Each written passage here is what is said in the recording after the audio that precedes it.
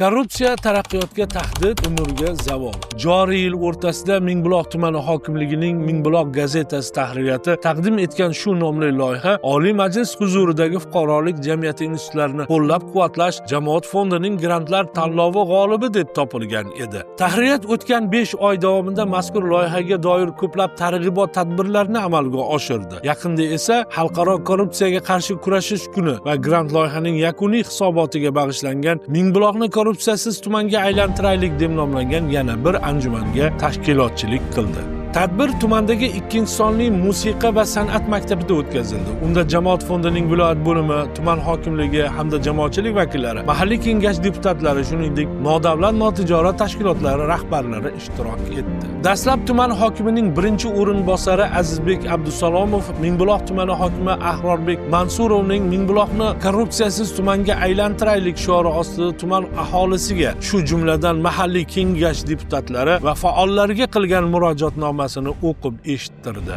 Mingbuloq nashri muharriri, grant loyihasi rahbari Qosimjon Akbarovga ko'ra, jamoat fondi mazkur loyiha uchun tahririyatga 60 million so'm mablag' ajratgan. Buning 36 million so'm qismiga 432 ta obuna rasmiylashtirilgan. Nashrning ushbu adaddagi nusxalari inson, mahalla, nuroniy, yoshlar kabi ijtimoiy tuzilmalar vakillariga, shu jumladan imom va otinoyilarga bepul tarqatilgan. Bu esa Mingbuloqning o'tgan 5 oy davomida chop etilgan sonlarda e'lon qilingan korrupsiyaga qarshi kurash mavzusidagi 35 ta maqola va boshqa targ'ibot materiallarining keng ko'lamda tarqalishiga sabab bo'lgan. Bundan tashqari mazkur materiallarning aksari respublika miqyosida chop etiladigan Jamiyat, Hurriyat, Xalq so'zi, Vaziyat, Ma'rifat, viloyat miqyosida esa Namanganskaya Pravda, Namangan haqiqati, Ta'lim tahlilchisi, Ibrat, Namangan sadosi, Taraqqiyot mezoni kabi nashrlarda, shuningdek ijtimoiy tarmoqning turli sahifalarida tizimli yoritilib borgan.